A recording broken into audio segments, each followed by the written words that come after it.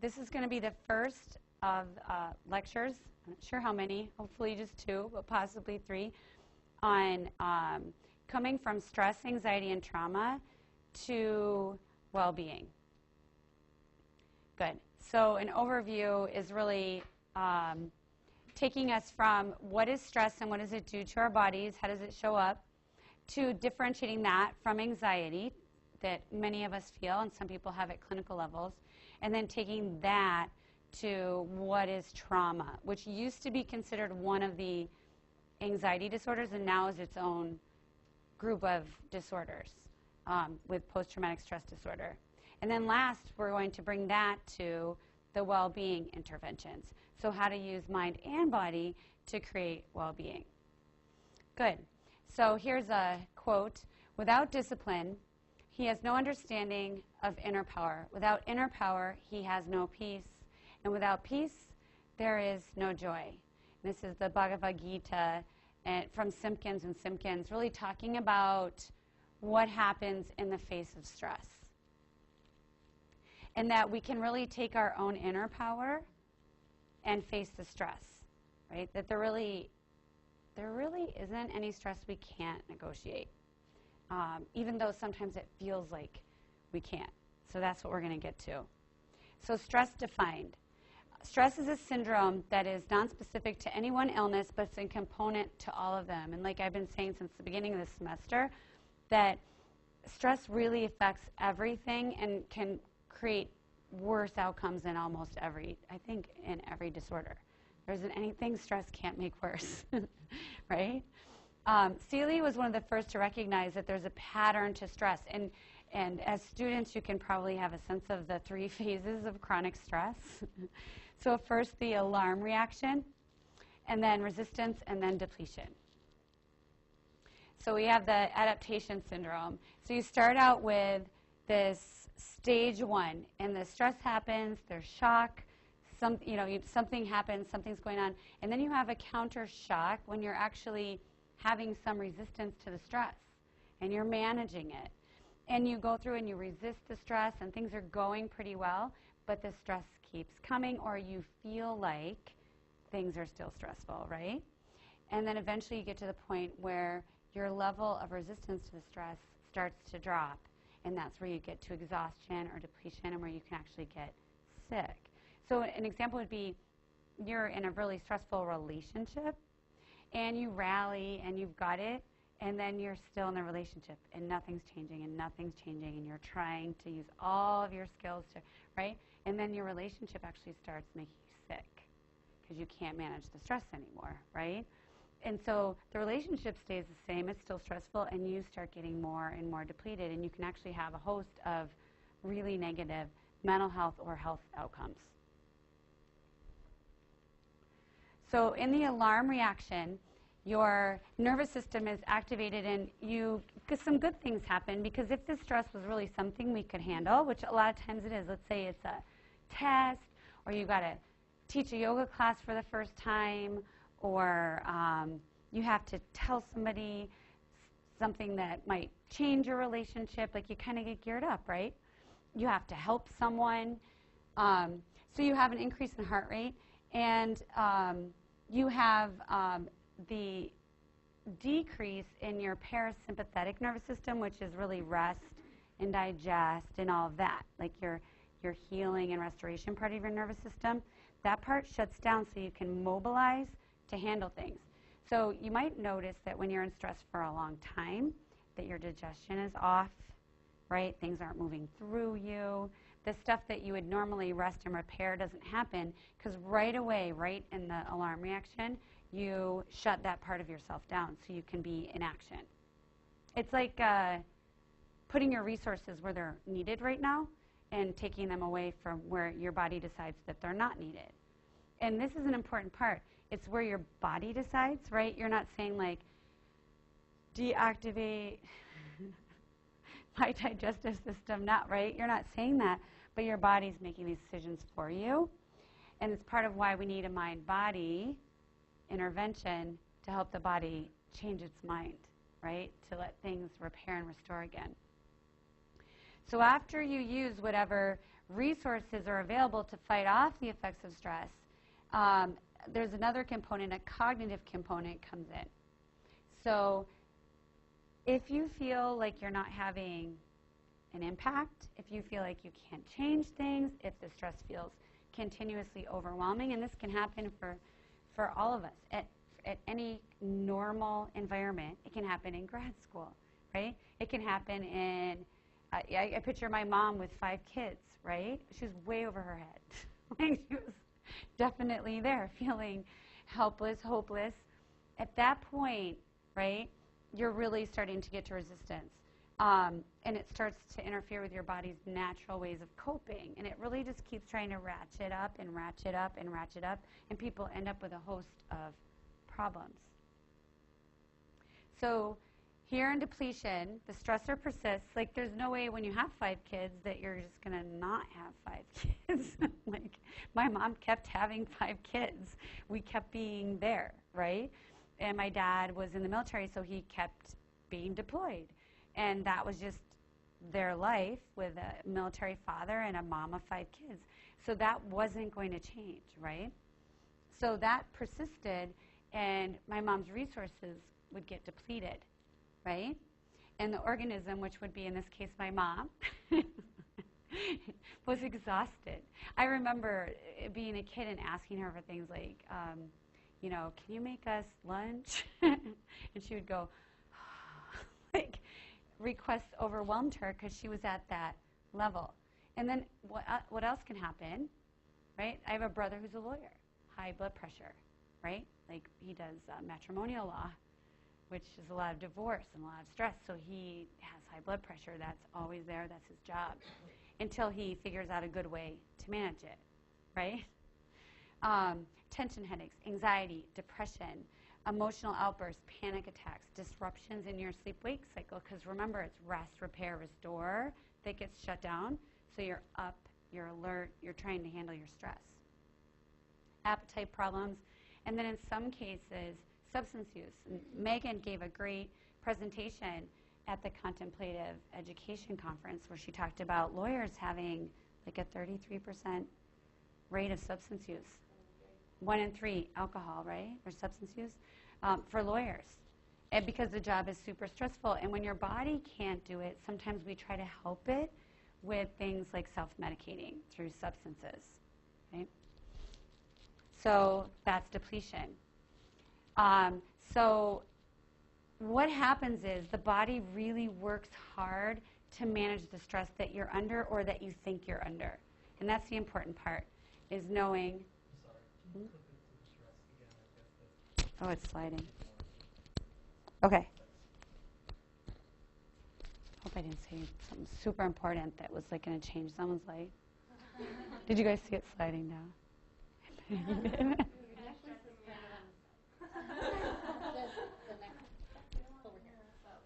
I'll just, oh, and then that's there. Oh, this was going up. You're like, I don't know what she's saying. The necklace is going up. So stressful. I can't listen to a word she's saying. Okay. Thank you. So go like this when it starts something really bad, like my dress falls off or something. Okay, so allostasis. Environment and past circumstances are included in part of what's happening right now. So who you are, how you're handling your stress right now, is also an aggregate of everything you've ever been through up to this moment, even that the class was in this room and not a different room, right? It's just all aggregated right here. And you've created this ability to balance and adapt that's whatever it is right now. And it might be great. Mine's pretty good. I can go through a lot and manage pretty well, but I have a very strict routine of self-care. But even, right, I know I've been traveling, and you can hear my voice, right? So there are a few things, and luckily I'm done traveling for a while, so I'll be able to recharge and really rest and repair. But for the most part, I can handle a good amount of challenge, right?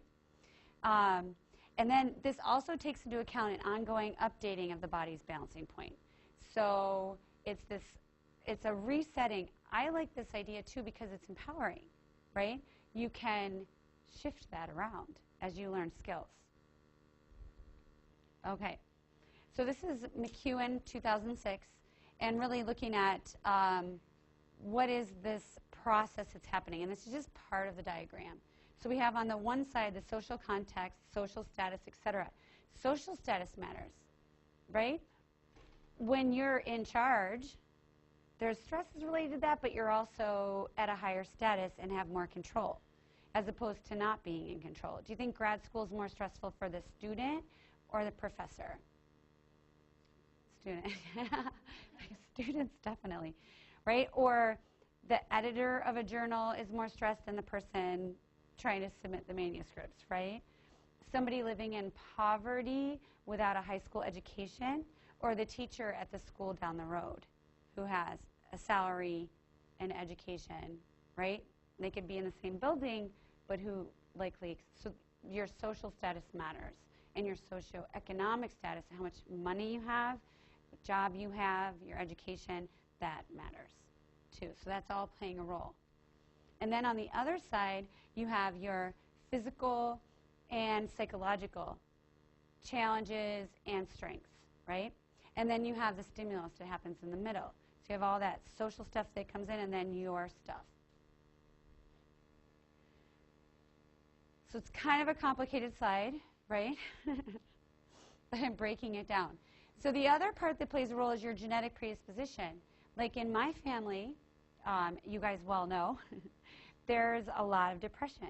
There's a lot of substance use, and there's a lot of anxiety, and there's a little touch of OCD, obsessive compulsive disorder, right? So we've got a lot of fun things that we're at risk for. There's a lot of passion. There's a lot of love. There's a lot of desire to learn. So that's all there too. So that comes in.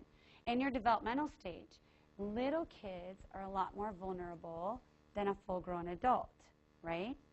Somebody who was born with a disability is more vulnerable than somebody who was born with gifts and talents, right? So there's that whole part. And then gender. Women are much more vulnerable than men across the board for a variety of reasons, both culturally and physically, just overall trends in size and shape and strength and things like that. And then just culturally, there are a lot of differences definitely across the world that put women at more risk than men. And then on the other side, you have your learning, your individual and social history. So all this stuff you know. So like for me, I've gone to yoga training, and I've taken lots of yoga classes, and I've learned how to deep breathe hundreds of times, right? And I've practiced that lots of times. And I have a PhD in psychology, right? That's helpful. I've gone to a ton of trainings on trauma and therapy and all of that. So that comes with me. And for me, that's a huge balancer for the genetics that I brought into the game, right? And then you have your processors, your brain, and your body, right? And two big players are the hippocampus and the amygdala in this system. It's really way more complicated than that, but this is like a simple version. Good. And so your processor, the stimulus goes into the processor. You get kind of an analysis that happens between the emotional content and the cognitive content, and you decide if this is not a threat or if it's a threat, right? And part of what can help you is I've been here before, right? So your first thunderstorm in your life was probably a lot different from your 100th, right? Maybe not. But most of us have. I remember standing on the porch. Well, I was actually being carried by my grandpa during a thunderstorm, and maybe I was 5, so I had been through quite a few thunderstorms, and I didn't like them. They were scary to me, right? They were loud, and the lightning was bright, and my mom would get scared by them and take us to the center of the house. Don't run water, no showers. So I kind of had some learning that taught me that they were dangerous. And my grandfather on the screen porch at the lake, we have a camp on the lake, he held me and he said, the lightning was coming down and like spreading. And it was so loud, spreading, and like the screens were shaking. And he goes, "Isn't it beautiful?" And I was just like looking, and he was so calm, and he was just in awe of the storm. And it just changed forever how I experienced it, right?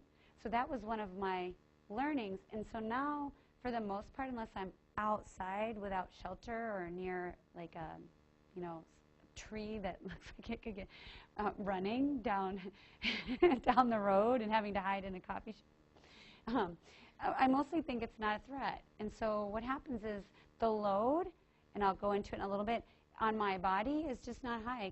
Maybe it's a giant thunderstorm, but before my learning, it was like, oh my gosh, and I'm tense, my heart rate's up, my blood pressure's high, I'm sweating, I'm stopping my digestion, all that's happening.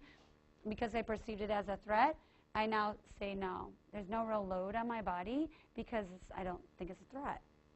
Do you see? Now, you might decide it's a threat and the source is unknown, and that's usually stressful. So the not known, the more we know, right, the less fear we have. That's like a known kind of rubric of understanding. And then if it's a threat and we know the source, we have a variety of options. Like the threat might be, the response might not be available. Like you might not be able to respond. It might not be safe to respond. You might not have the ability to respond, to secure what you would need to secure to respond. The response available could be a low-cost response, and I'll talk about those, a thwarted response or a high-cost response. And I'm going to talk about those more. So just so you have a sense of where this is showing up in the brain, there's a cascade response that happens as the hippocampus and the amygdala decide for you what's going on. Then the rest of the brain coordinates to really send all of the action hormones, and then we call them later stress hormones, into your body to get you moving and to get everything that doesn't need to happen shut down. But you can see that's the very center of your brain, and then that information goes out, down to your body and out into your brain to coordinate what's happening. It also forecloses everything onto the stress that you're trying to respond to. So you won't even see things that aren't related to that, which is interesting. Like you'll probably think back to when you were stressed and it's kind of all you can see, and you didn't notice the flower over here, the really lovely thing that happened over there. You're just like that, right? That's part of what your brain does to help you handle it. So these are just definitions of the hippocampus. But here, it's really the center of emotion, memory, and your autonomic nervous system. So really driving you in a non-voluntary way, in an automatic way. And then the amygdala helps you really tag on the balance or strength of like importance of what's happening. And that these are kind of two of the sources of fear, anxiety, emotional experiences. There's a lot more to it, but that's like the basics of it. So we're back here. So we have the not threat, and then what's happening. So when we really don't know the source or we get really stressed, there's this range of things that can happen. Helplessness, anxiety. We can become aggressive. We can become risk-taking, right? And sometimes a stressor requires us to take a risk. Like there are things I've done under stress. My daughter was really little. She'd be like 3 or 2. And we were at the beach, and she ran into a bunch of cacti and to get a ball. And she stepped on a large needle from one of the cactuses. Whether it's cacti or cactuses, I do not know. So I just went with both. And it was in her foot. And I remember I just took it out. I'm not good around blood. I don't even know. It was like everything was in slow motion. And now that I think back, that probably wasn't a good idea. but it was what my body, I took a risk in that moment. I mean, she was just screaming, and I didn't think anything. I wanted her to feel better. And so I took it out, and everybody was like, ah! And then she was okay. And then we took her to, an urgent care to make sure that she wasn't infected and all of that. But I took a risk that if you would have asked me in any non-stress time, would you pull a large, big, no way would I do that. But I took a risk given the stress. Does that make sense? Okay. You can also do things like that could have been potentially damaging because I wasn't using that thinking part of my brain, right? I could do self-destructive behavior. I could become very vigilant, worrying for the next scary thing that might happen. So all of that reactivity is a combination of all that other stuff I talked about before. So now we're in the cost of responses. So cost and response to interpretation of a threat. So low threat will have a low cost response to your body, right? Low cost response do not elevate your physiology. And what could be low cost to me, a thunderstorm, could be really stressful to you. So it's very individual. Yeah, somebody who witnesses a car accident, right, who's been in a car accident before, that could be really stressful. It's stressful to see a car accident anyway. But if you have never been in one, it will have you won't have a felt sense of what that was like. But if you have been in one, you can maybe even feel it in your body. So stress refers to responses that are costly in terms of arousal of your psychological system and your behavior system. So a high cost response is going to get you really aroused and get you in action. So that was definitely Maya getting the thorn in her foot was high cost. And then we have all these other mediators. So you have your physical system, your allostasis, or the load at the current moment of that balance of all of your stuff. Then you have these things that make a difference, like how it shows up in your body at that moment. And then you have those long-term disease outcomes. So people that go through chronic stress can have heart disease, have heart attacks, right? Higher risk sudden death, higher rates of obesity, diabetes, hypertension, cancer, higher, more frequent viral infections, all these things. Cognitive impairment, depression, PTSD. So this is why we have to have tools for stress. It's actually physically toxic to you and psychologically toxic. So taking a well-being program to people who have chronic stress is a really good idea, right? This is the Roy adaptation model, and this is a nursing model, but it's a little bit simpler to look at. And it's basically the same thing, but reduced down to a more simple. So you have your input, whatever's happened. You have your coping, and your regulator, cognator, that's just how you're thinking about it, really. And then your physiological symptoms, your self-concept, your role function, and your own interdependence, so others in your life. And then you have your response or lack thereof in terms of effectiveness, and then it comes back around. So that's your adaptation model. Does that make sense? Okay. So how to cope? So successful coping strategies modify the situation. That it can help something that might be harmful to you not affect you because it's going to reduce the load on your system emotionally, right, psychologically, cognitively, and then physiologically. So people who cope better, remember earlier when I said I can handle a lot of challenge? I said that on purpose because reframing things as a challenge is helpful. So people who cope better when a situation is appraised, they cope better when it's appraised as a challenge rather than a threat, right? So I did all that traveling. I actually found out when I went to the conference in earlier in March, I found out that I had to present 5 times. And I had anticipated 4 of them, so an additional presentation came up when I got there, which was in front of the whole conference. So I had to pull that together, and I was like, hell yeah, I'll do that. It was a huge opportunity, right?